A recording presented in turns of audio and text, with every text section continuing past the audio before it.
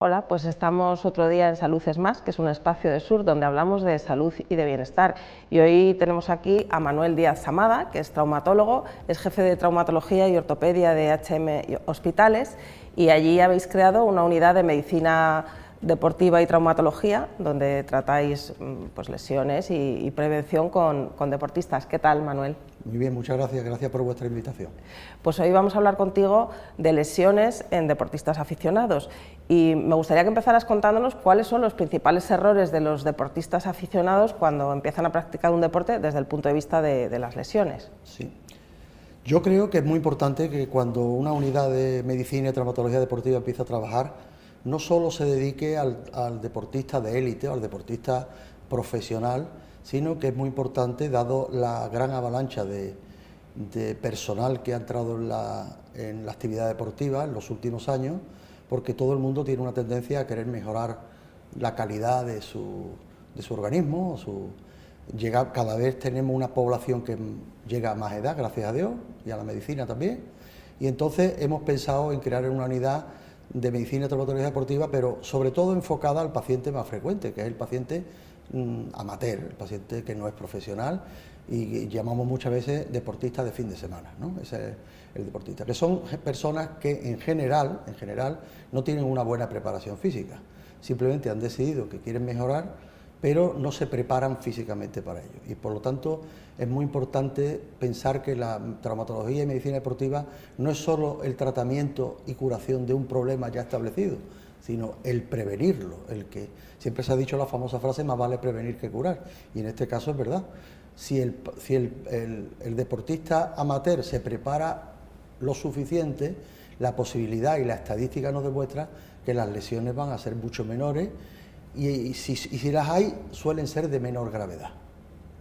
Entonces lo primero sería pues prepararse antes de empezar a practicar un deporte, ¿no? ¿Cómo tendría que ser esa preparación? Evidentemente, aquella persona que decida realizar una actividad deportiva específica debería, antes de apuntarse o ir a un gimnasio, que le haga una preparación muscular, o incluso un fisioterapeuta si conoce, que le haga una preparación previa muscular.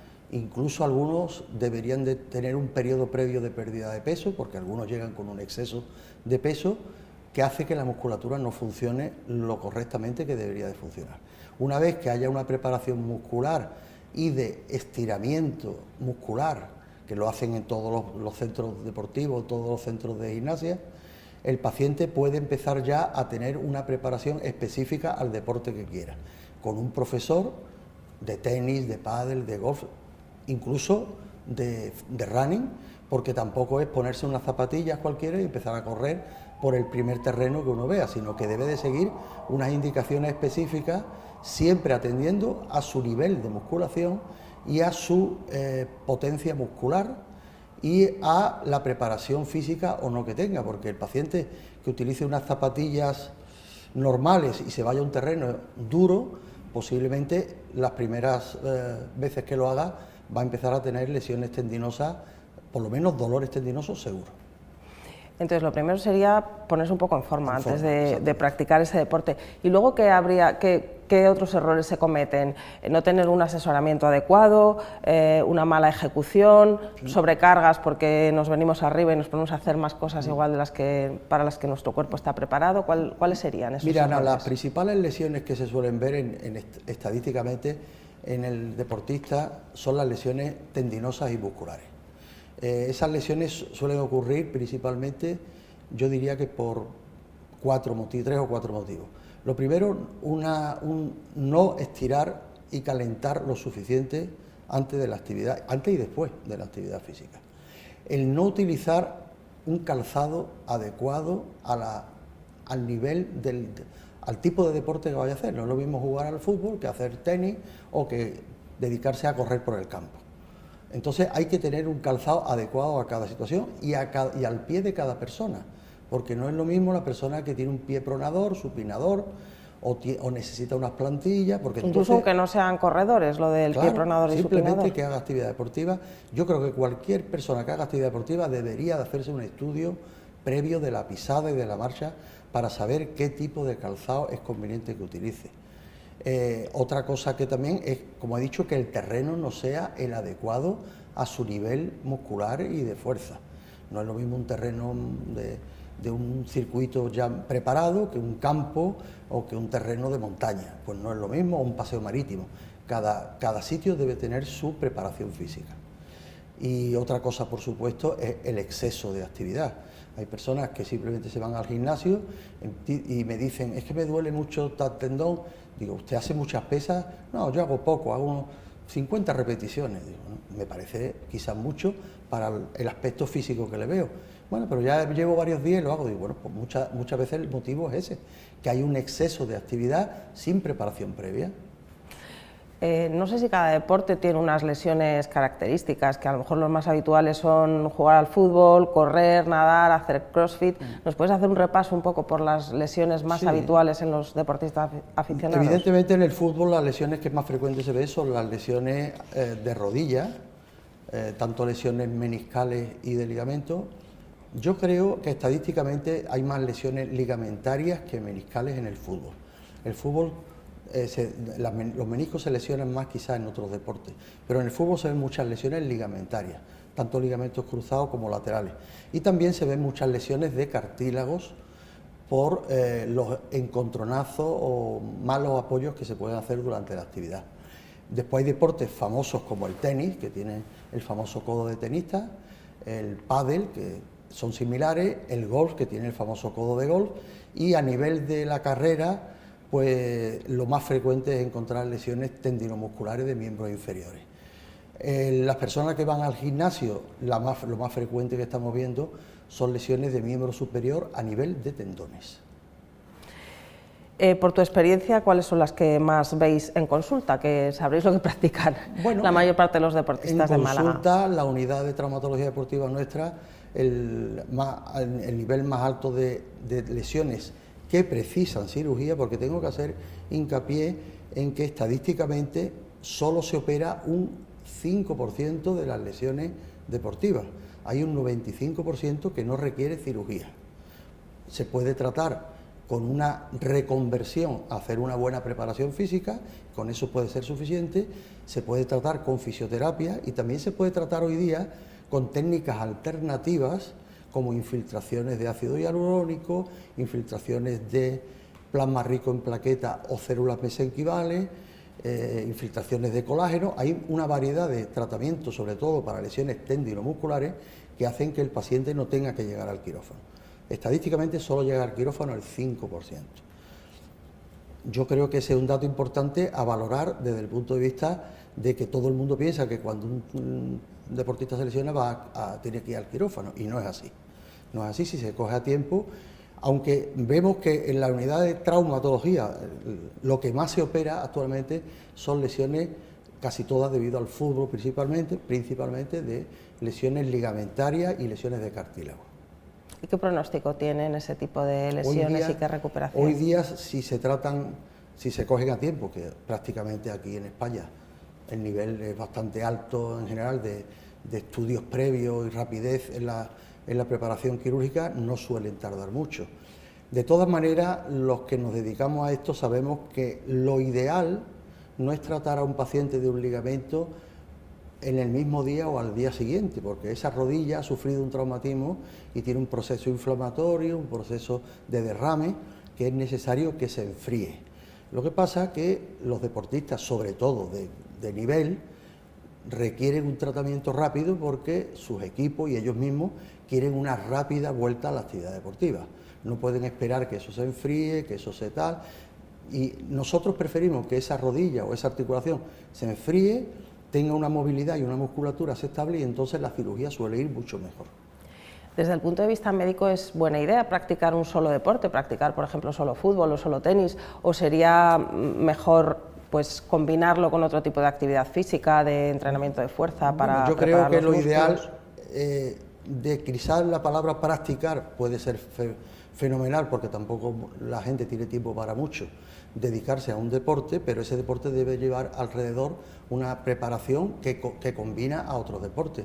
Cuando vemos en la televisión a los deportistas más o menos importantes, vemos que todos hacen footing, todos hacen el equipo hace una preparación física previa durante la semana, previo justo al partido, cosa que la mayoría de los amateurs no hacen. Por lo tanto, es importante que el que se quiera dedicar a un deporte, porque no tenga tiempo para otra cosa, me parece bien, pero que tenga una preparación alrededor que combine la musculación y la preparación de todo el cuerpo, no solamente si va a jugar al tenis que sea de los brazos, no, porque entonces tendrá lesiones también de miembros inferiores. Ante una lesión de esas que nos hablas, que son las más habituales, que no hay que operar, la mayoría de las veces es necesario, es imprescindible dejar cualquier tipo de actividad, o a veces no hay que dejarlo todo, simplemente dejar determinados ejercicios, e incluso conviene reforzar alguna parte del organismo con otros. Mira, Ana, en el tema, por ejemplo, más frecuente, que son las lesiones musculares y tendinosas, el paciente dice, bueno, llevo una semana en reposo y me encuentro mucho mejor. Claro, pero eso es un ejemplo falso. ¿Por qué? Porque las lesiones musculares y tendinosas están provocadas por algo que en la actividad deportiva no ha estado bien hecho. La mayoría es por falta de calentamiento, falta de estiramiento, falta de preparación. O por no usar el material adecuado, sea en el tenis, sea en el golf, no usar el material adecuado para ese paciente, para ese jugador. Entonces, si el paciente se pone en reposo, evidentemente se encontrará mejor. Pero en cuanto vuelva a la actividad con los mismos parámetros con los que lo estaba haciendo, misma preparación física, mismo paleta o mismo raqueta o lo que sea, volverá a la lesión. Porque en medicina, si no quitamos la causa, no podremos curar la consecuencia.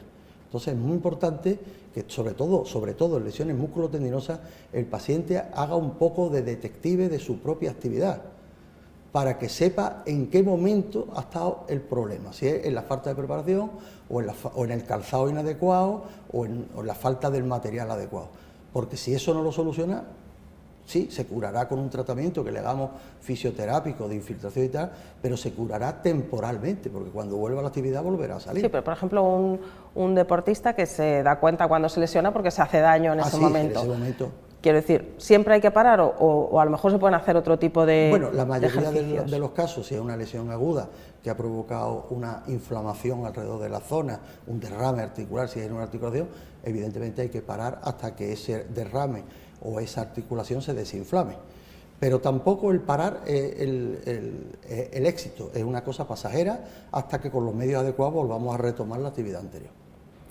En la recuperación de una lesión tienen que ir casi siempre de la mano traumatología y fisioterapia. Sin duda ninguna. Cuéntanos, cuando llega un paciente con una lesión, ¿cómo lo tratáis vosotros? Pues mira, si es una lesión de las que vemos a veces, la más frecuente, como he dicho, ligamentos cruzados en la rodilla, pues muchos pacientes vienen y llevan ya 3 o 4 semanas, entre que han tenido un derrame, la han visto en el hospital, le han puesto un vendaje, va el paciente con la articulación inflamada todavía, ha perdido musculatura.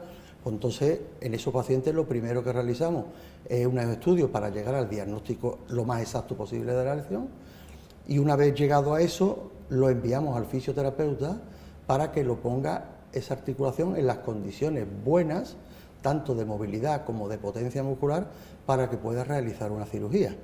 Porque si un paciente se opera con la rodilla con una atrofia muscular o con un déficit de movilidad, a ello se le va a añadir la agresión de la cirugía, por lo tanto todo eso va a aumentar. Es importante que el paciente llegue con la articulación en las mejores condiciones previas a la cirugía. Incluso cuando no requiere una operación, pues también no casi siempre, ¿no?, tiene que ir acompañado. Entonces, por supuesto, el tratamiento habitual suele acompañarse, como me preguntabas, de fisioterapia, que es una ayuda que tenemos importantísima. O sea, muchas cirugías no pueden tener un final feliz si no es con fisioterapia adecuada.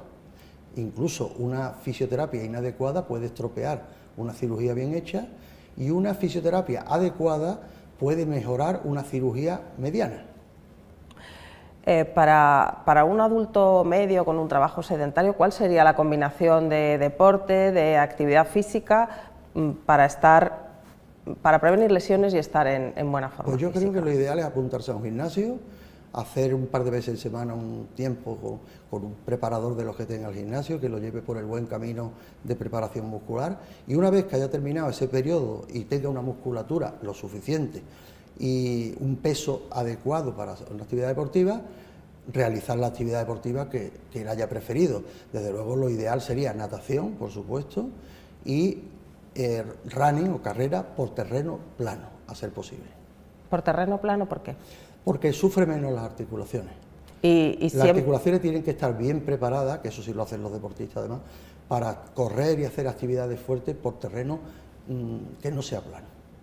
Eso para iniciarse y luego ya, pues, luego, ya sí se puede coger alguna cuesta, ¿no? Evidentemente, si se coge un nivel medianamente satisfactorio, puede ir aumentando ese ritmo. En general están bien preparados los monitores y los titulados en INEF o la titulación que tengan en los gimnasios de Málaga. ¿Los encontráis con buen nivel? Los que conozco aquí en España con un nivel más que suficiente, la mayoría.